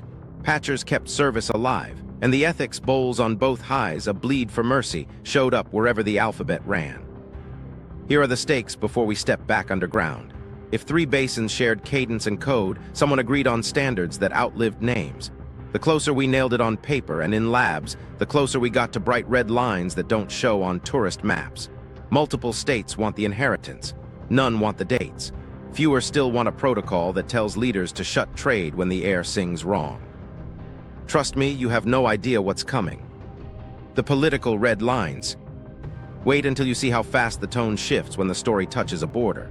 The day we stitched Gobi, Hexi, and Alashan into one living cadence, our inbox changed voice. Curators who'd been chatty for months went quiet. Field partners started copying lawyers. A bland memo showed up with 6 logos in the masthead and a subject line that coughed sensitive heritage corridors. That's bureaucrat for don't move another inch. Stakes first, no soft edges. 8,000 years squeezes national pride in a vice because if the network predates dynasties and flags, then modern borders are just wearing old bones. And if the code says shut freight when the air sings high, ministries have to admit the desert once told leaders to lose money for safety. Growth charts hate that. Budgets hate that. People in suits hate that most. So we did what we always do. We filed routine requests the quiet way. One handheld scan on a collar we'd already documented. One wind mic near a tower that doesn't even sing anymore. One core access for silt we'd already dated. All denied.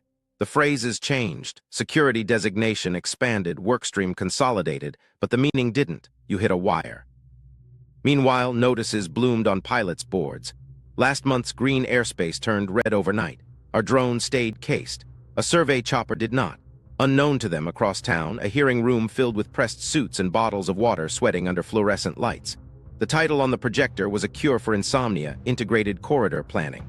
Slides marched in with green arrows and happy kids. Then a map flashed that made my mouth go dry. Our hub sat under a neat blue box labeled Cultural Protection Envelope. Along its edge, a bright red line tagged Proposed Transmission Spine. The presenter smiled and said we honor the past while building the future, and the room nodded in time like a metronome. Human angle that cuts the noise. One of our techs, call her L, got pulled into a side office by a man with a voice like felt and a tie thin as wire. He didn't threaten, he advised. Her visa would be more resilient if she detached from controversial frames. He slid a card with no name, just a crest, and said hydrology has better uses for her talent. She left smiling because fear does that to your face, then threw up in the parking lot. A whistleblower we trusted went dark 2 days later. His wife texted from a borrowed phone, "We're fine. Please stop asking." We stopped. We switched to a trickle. In some places, prison isn't a metaphor, it's a door. Here's the smaller thing that hits harder when you live it. Libraries jammed too. Archive rooms suddenly closed for digitization. Search portals forgot words like hex and hydraulic unless you typed old spellings. A curator we love sent a screenshot of an internal ticket. De-index sensitive terms pending review. That's a memory blackout. No sirens, no boots, just vanishing keys. What nobody in those rooms knew, mostly because we hadn't published the converter yet, was that this wasn't just about dates. This was computation driving machines. Cam followers, scarred shafts, rope burns. You can romanticize bowls and whistles. You can sell that on a mug. You can't smile through a water logic that runs a kiln. That's not neutral heritage. That's control. And it fights the textbook line that calls these people early herders like they were waiting for history to begin. We pivoted the way you do when a door locks. Strategic withholding. We tease the converter room but don't name the cam until the reveal keeps the rabbit hole open. We mirrored data to servers outside reachable courts. Split the team. One half filed registered questions with soft voices. The other half read permits in cafes that change their Wi-Fi passwords every morning. We set dead man switches, not courage, just grief planning. Then the squeeze came on paper thick enough to make your hands feel dirty. Immediate stakes, visa leverage, archive blackout drone bans stacked to raise cortisol and shares, embossed crest, heavy fiber. We were accused of interfering with legitimate conservation works. That phrase means nothing and everything. The law they cited was written for graves. They used it for grids. Surrender all audiovisual records relating to protected structures. We laughed until we read the penalties. Laughter stopped. Human beat, moonlight sharp. The herder who hummed the low note got a knock at his tent when the dunes looked like bone. New boots, polite faces, any foreign agitators. He said he hosted guests who liked to listen. They left a hotline and a pamphlet about preserving cultural values. He burned the pamphlet. Paper makes bad tea, he said. Media wrapped the red line in soft cloth. A national segment rolled out reviving sacred motifs, slow pans of wind towers and soothing strings. No dates, no thresholds, no dot placement, just wisdom, harmless and edible. 2 days later, a drone ban for aviation safety covered that same escarpment. Our guy texted once, seismic crews mobilizing, then silence. Look, I'm gonna tell you something plain. The soft words do the real cutting. Protection, sensitivity, stewardship. They make protests sound ungrateful. Ask for cores, wait for consultation. Show 8,000-year dates. Fascinating. Then a new sign zip tied to a fence. You're not fighting villains, you're arguing with velvet. So we flipped the move that sometimes breaks a neat plan. We published just enough to make edits look like edits. No coordinates, no converter turns, just the logic, the dates, the ethics. We showed the hub state machine in shapes a steward can run with a bowl and a whistle. We put frames from the 1950s reels, the unbrushed ones, side by side with the corrected cuts. We laid Oyu-Tolg era buffers over today's envelopes and handed the world a ruler. Impact was instant and messy. A ministry tweeted a ribbon cutting at a heritage kiosk. Zoom the corner, an open trench with a pipe cradle waiting like a question. Our inbox split, thank you, don't stop and take it down or else. Out on site, a foreman passed our rig clips at lunch and wrote gates with no parts. Can this survive permafrost? Ideas don't respect fences. That's what offices with crests fear most. Not outrage, adoption. And here's the twist they didn't see coming. While one hand tried to bury, another hand started to build. A city hydrologist from a floodplain sent a screenshot, our cross mark taped next to a storm plan. Your dead people are smarter than my living committee. Can I borrow this? That's the contagion they can't quarantine. We kept our promise to our witnesses. We didn't light up the coordinates. We didn't hand anyone a hole to crawl into.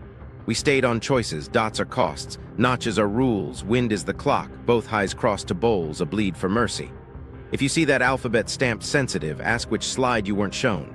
If someone sells you a tote bag with twin lines and a dot, ask them which branch opens on the high note and who gets the water when it does.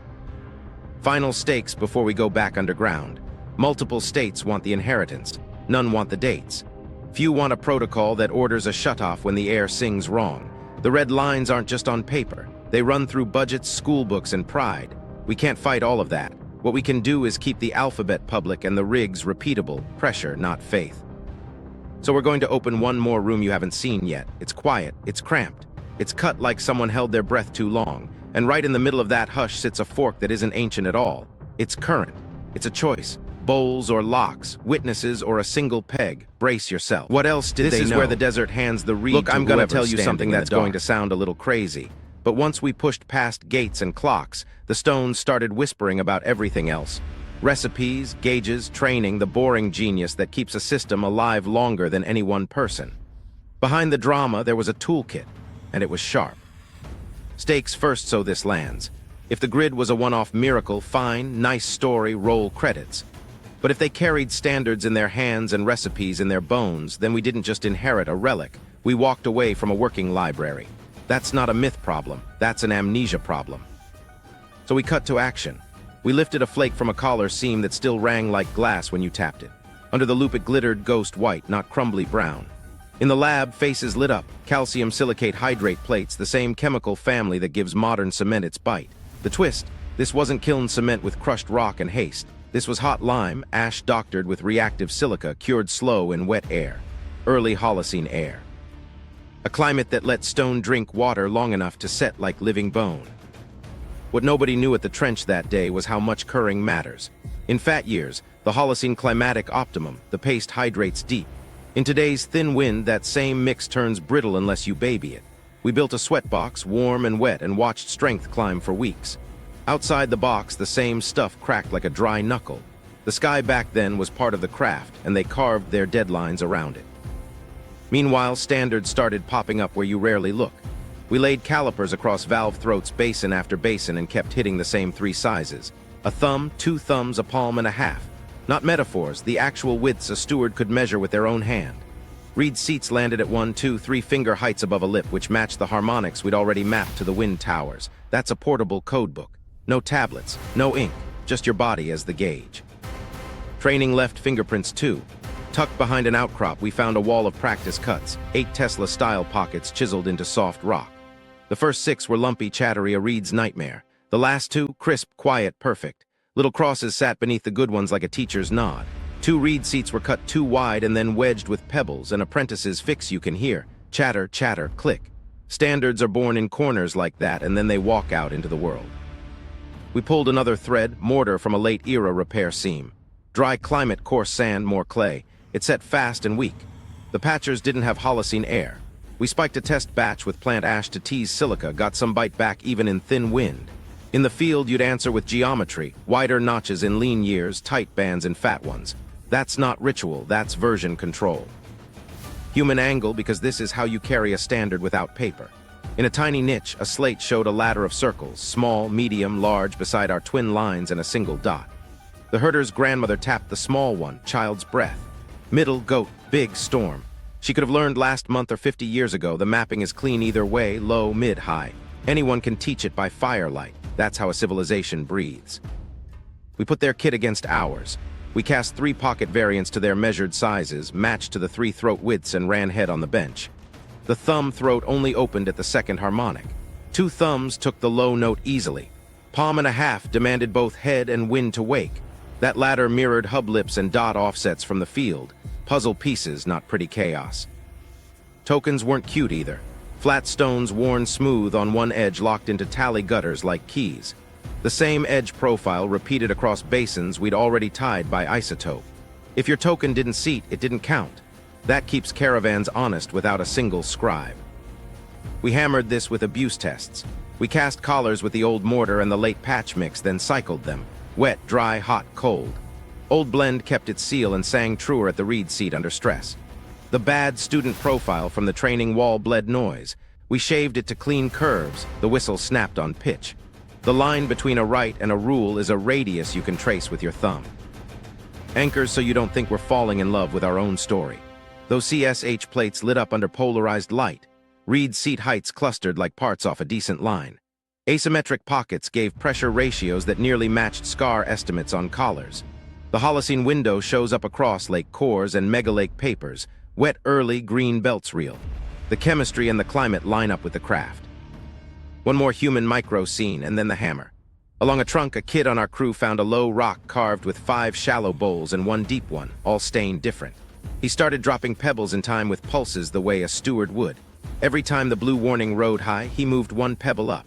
By lunch, 3 stones sat in the deep bowl, the same bowl with the darkest mineral band from years of arrivals. He reinvented a shift tally without a word from us. Standards survive when even a child can guess the rule. Here's the part that stings. Memory fails 2 ways. It fades on its own, training walls crumble, mortar turns back to dust. And it's erased on purpose, permits close, search terms get de-indexed, symbols get printed on mugs while thresholds are fenced. Innovation isn't a staircase we climb once. It's a house we keep walking out of. So we acted like the patchers. We wrote the recipes plain. We filmed the cuts you need to carve a clean pocket. We marked the gauges you can carry in your palm, thumb, 2 thumbs, a palm and a half, 1, 2, 3 fingers over the lip. We ran the ladder under wind and water and watched the curves sing again in a dry year. This changes how you see the whole grid. Gates and clocks were the show. The quiet genius was standards that let strangers run a city the same way in different valleys. That's the toolbox we forgot we owned. And once you see the kit, mortar, gauges, training, timing, you can't pretend the network was an accident anymore. It was a craft, it was taught, and it's teachable again. False ending, aye, the pulse returns. Are you sitting down? After a gray week and 1 hard rain, a fringe loop twitched like a hand in sleep. A herder's kid heard it first. The stones are singing, and we sprinted.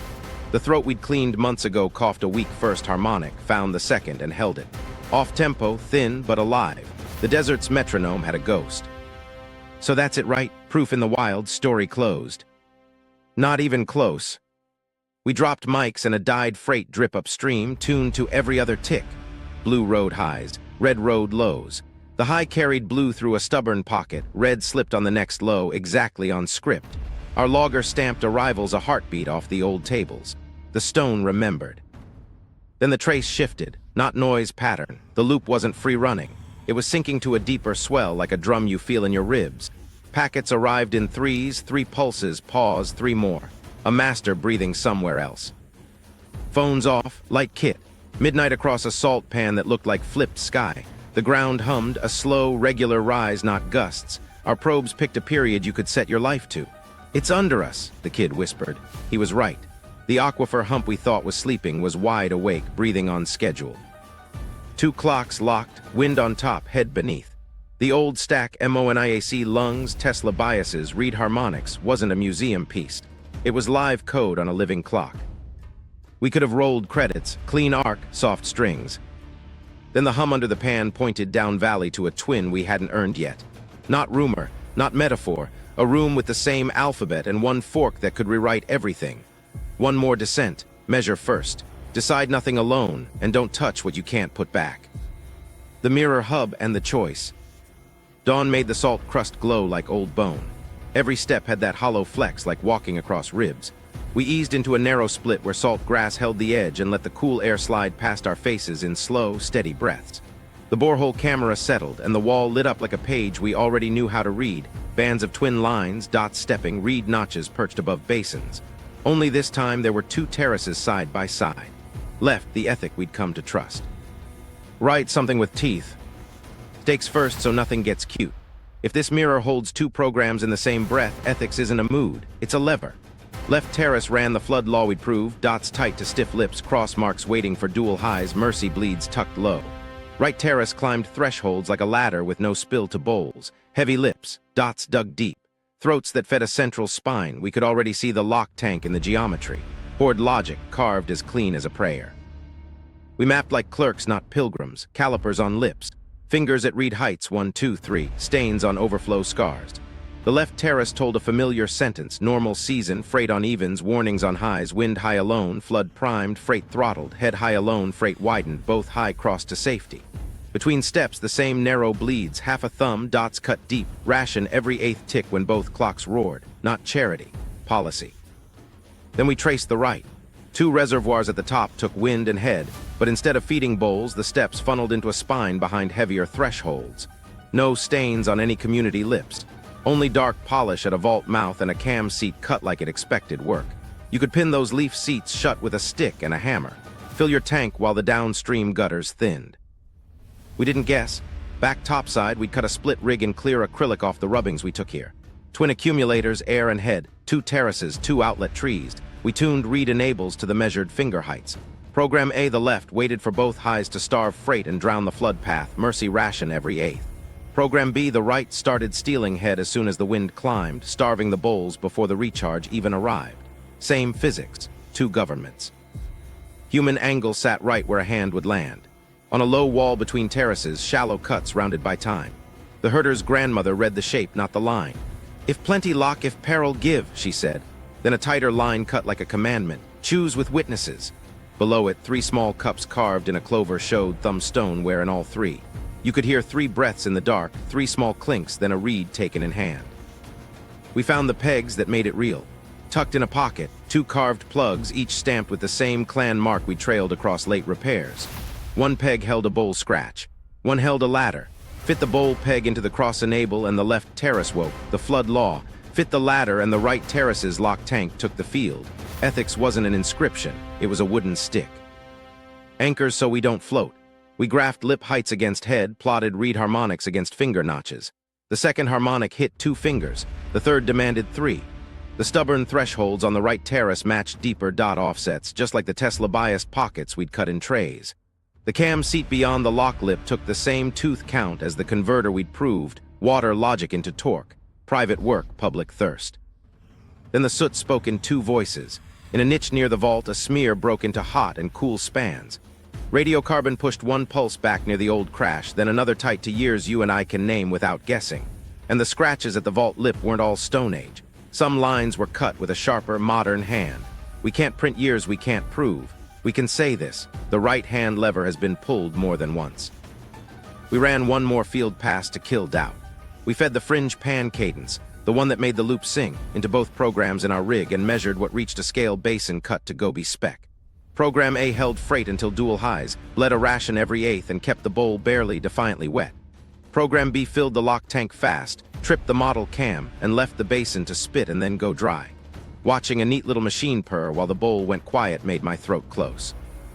We stood in that hush and did exactly what the wall told us.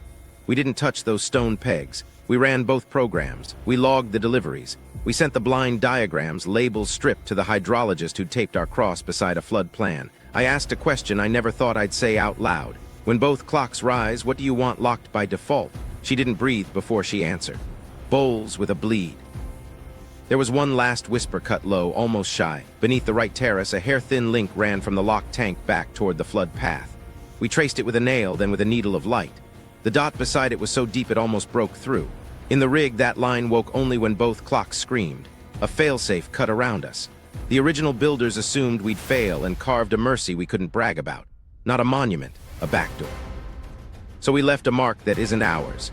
We sealed the split with a slab and cut twin lines with both dots high and across between them.